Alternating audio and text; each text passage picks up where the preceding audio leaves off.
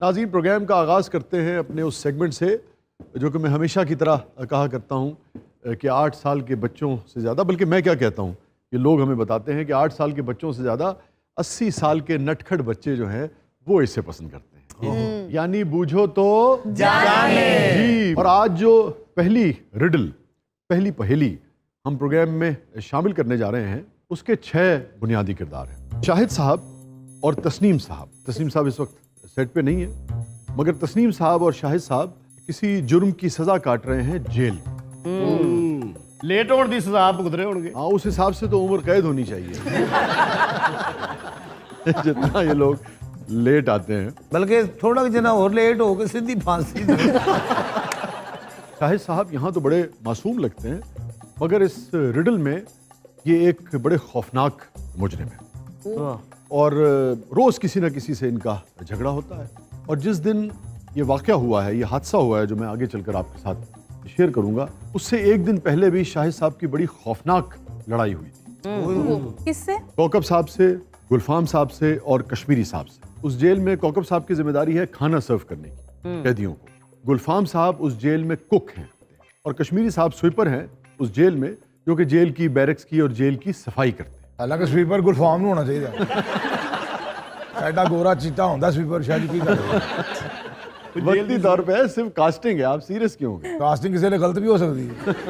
कश्मीरी साहब जितों दी पहेली है ना वो गोरा हैगा वे। तू जिथे दी आई उत्थे ही रहो।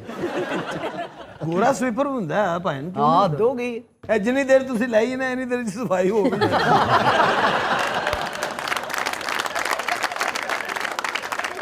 अच्छा जी, एक दिन पहले भी इन तीनों से बैक वक्त शाहिद साहब की लड़ाई हुई थी।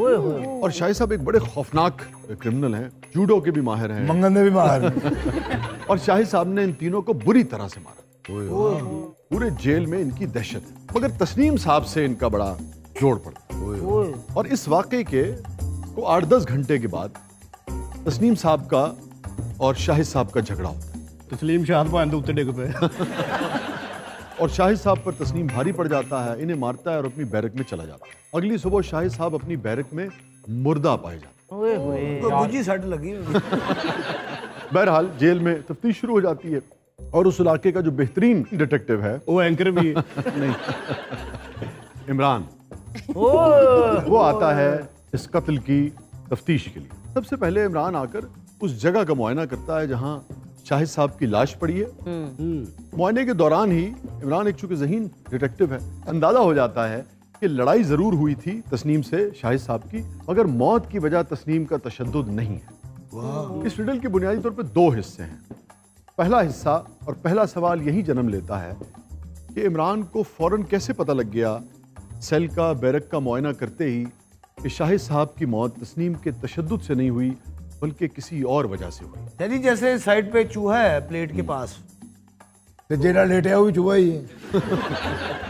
मेरा ख्याल है जो तस्लीम किया है चूहे की लड़ाई हुई है।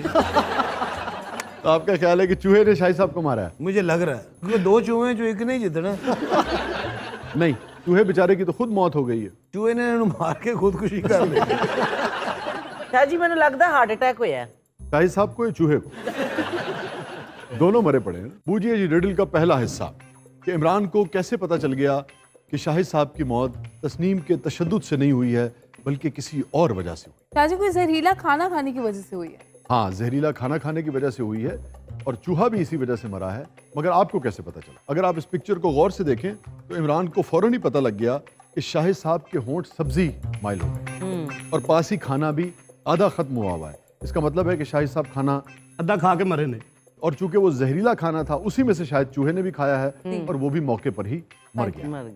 अब सवाल ये पैदा होता है कि तस्नीम के तशद्दुद से शाहिद साहब नहीं मरे और शाहिद साहब को जहर दिया गया है, तो फिर जेल में से किसने ये हरकत की है? कौन है जो शाहिद साहब को जहर देगा? कौकब साहब ने दिया है जो कि खाना सर्व करते हैं जेल में, गुलफाम ने दिया है जो कि जेल का कुक है, या कश्मीरी साहब ने दिया है जो कि उस जेल में स्वीपर हैं? और याद रहे कि एक दिन पहले इन तीनों का ही शदीद झगड़ा हुआ था शाहिद साहब से। और यहाँ एक बात बहुत इंपॉर्टेंट है कि असल मुजरिम तक पहुँचने के लिए इमरान ने इन तीनों को भी इंटरव्यू किया था। कौकब साहब ने ये कहा, मेरा तो काम लोगों तक खाना पहुंचाना होता है, मैं नहीं जानता कि शाहिद साहब को अगर जहर दिया है तो किसने दिया है। गुलफाम ने ये कहा कि मेरा काम सिर्फ खाना बनाना है, झगड़ा जरूर हुआ था मगर मैं जहर क्यों दूंगा, और आप चाहें तो मेरी जगह का मुआयना कर लें। यही बात कौकब साहब ने भी कही थी कि जहाँ खाना रखा होता है उस जगह का मुआयना कर ले।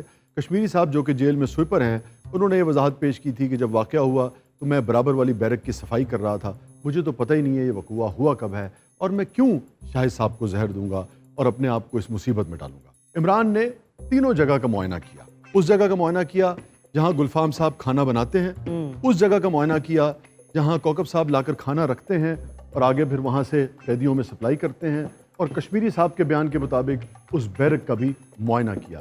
इमरान को फौरन ही पता चल गया कि इन तीनों में से किसने शाहिद साहब का कत्ल किया है। बताइए इमरान को फौरन कैसे पता चल गया?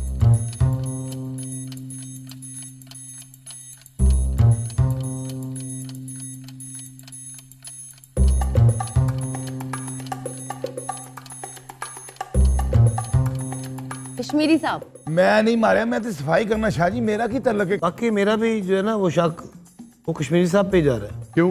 अगर सफाई की होंगे तो चूहा बैरक च क्यों आਉਂਦਾ? शाह जी गुलफाम ने मारे। साबित करें। ਇਹਨੇ ਹਾਂਡੀ ਪਕਾਣ ਲੱਗੇ ਹੱਥ ਹੀ ਨਹੀਂ ਧੋਤੇ। ਇਹਨੇ ਕਿਧਰੇ ਉਸੇ ਹੱਥ ਨਾਲ ਕੱਦੂ ਫੜਿਆ आओ ਤੇ ਹਾਂਡੀ 'ਚ ਪਾਤਾ। शाह जी ने ਜਿਹੜੀ ਪਲੇਟ 'ਚ ਖਾਣਾ ਪਾਇਆ ਉਹਦੇ 'ਚ ਜ਼ਹਿਰ ਪਾਤਾ। नहीं मगर क्यों और कैसे साबित करें ना। ਇਹ ਸਾਬਤ ਕਰਨਾ ਹੁੰਦਾ ਤੇ ਅਸੀਂ ਇੱਥੇ ਬੈਠੇ ਹੁੰਦੇ। ਤੁਸੀਂ ਕਤਲ ਮੇਰੇ ਤੇ ਪਾ ਦਿਓ, ਇਹ ਕਹਾਣੀ ਮੁਕਾ ਦਿਓ। शायद साहब मैं दीवार छट के मरे। अच्छा, आप अगर गौर से देखिए तो इमरान को फौरन ही क्यों पता लग गया? जहाँ खाना बनता है, यानी गुलफाम कुक जहाँ खाना बनाता है, वहाँ भी कोई ऐसा सबूत नहीं मिला। जहाँ खाना रखकर आगे सप्लाई दिया जाता है, कौकब साहब जो सप्लाई देते हैं, वहाँ भी कोई ऐसा सबूत नहीं मिला। कश्मीरी साहब ने बयान दिया था कि जब ये वाक़या हुआ तो मैं बराबर वाली बैरक की सफाई कर रहा था। जी आप देखिए, जिस बैरक की सफाई हो क्या उसकी ये हालत होती है। ये देखा? इसका मतलब है कश्मीरी साहब झूठ बोल रहे हैं। कश्मीरी साहब ने ही जहर दिया है। ओए हैप्पी बर्थडे। आई एम कातिल। वैसे मेरे हिसाब ਨਾਲ ਨਾ कश्मीर साहब ਤੇ ਇਲਜ਼ਾਮ गलत ਲੱਗਾ। जी ये तेरी खैर होगी। ਉਹ ਸ਼ਾਹਿਦ ਸਾਹਿਬ ਕਹਿੰਦੇ ਕਮਜ਼ੋਰ ਦਿਲ ਦੇ ਆਦਮੀ। ਇਹ बैरक से चूहा ਵੇਖ ਕੇ मर गया। अच्छा जनाब, वो क्या है जो है तो आपसे मंसूब मगर उसका इस्तेमाल दूसरे लोग ज्यादा करते हैं, है तो हमसे मंसूब, दूसरे लोग इस्तेमाल करते हैं। मगर दूसरे लोग ज्यादा इस्तेमाल करते सवाल करके तो नाल विलन बन गए ने। यानी हमारे साथ मंसूब है और इस्तेमाल को और करदा। ये तो कोई गंदी जी पहेली लग रही है। हैं। नहीं, बहुत साफ सुथरी पे शाह जी दिमाग है। दिमाग नहीं, आपका दिमाग आप ज्यादा इस्तेमाल करती है, दूसरे ज्यादा इस्तेमाल करते हाय हाय। पीना सच्ची है। हैं। वो कैसे? ये अपने बंदे का दिमाग खाते दिमाग को देखें उसका है, इस्तेमाल ये कर और बड़े झाड़ के देख रही होती। बताइए जी, वो क्या है जो आपसे मंसूब है मगर सबसे ज्यादा इस्तेमाल उसका दूसरे का? सर जिंदगी आपकी होती है और इस्तेमाल आपकी औलाद करती अच्छा, शाहिद साहब वर्गे शायर ना एक किताब लिख के तो गवा लेंगे। नहीं, बड़े बड़े खुदगर्ज लोग भी होते हैं। बहुत सारे लोगों का फलसफा अपने लिए जीने का, वो अपनी जिंदगी का एक पल किसी को इस्तेमाल नहीं करने देते। Yes. मगर ये जो बात है, ये सबके साथ, यानी कि इस दुनिया में अगर 6.5 अरब की आबादी है तो 6.5 अरब के साथ ये मामला है कि होता उनसे मंसूब है, इस्तेमाल दूसरे कर रहे हो। शाहिद साहब के लिए ये बात परफेक्ट है। इनके लिए भी हाँ जी, इनकी विग है ना दी, ठीक है, इन्हें बताया भी पा जाता है। शाह जी ये मेरा ख्याल है लिबास जी। नहीं, लिबास भी कहाँ यार। जी लिबास किसे दा ਹੁੰਦਾ ਹੈ ਪਾ ਕੋਕਬ ਸਾਹਿਬ ਲੈਂਦੇ। नहीं, आपका नाम। आप अपनी जिंदगी में अपना नाम इतनी बार नहीं बोलते, सिवाय इसके कि आप इंतहाई दर्जे के खुद पसंद हो और हर वक्त अपना नाम खुद ही जपते रहें, वरना आपका नाम दूसरे ज्यादा बोलते हैं। ज्यादा बुरा। या फिर कोकब साहब इस्तेमाल करते हैं शाह जी। अपना नाम। हाँ जी, शीशे के खलो के कह रहे होंगे ने कोकब बढ़िया चवड़ा मारना है। नाले भी कहते ने कोकब कदों तक बुढ़ी दे थले लगा रहेगा।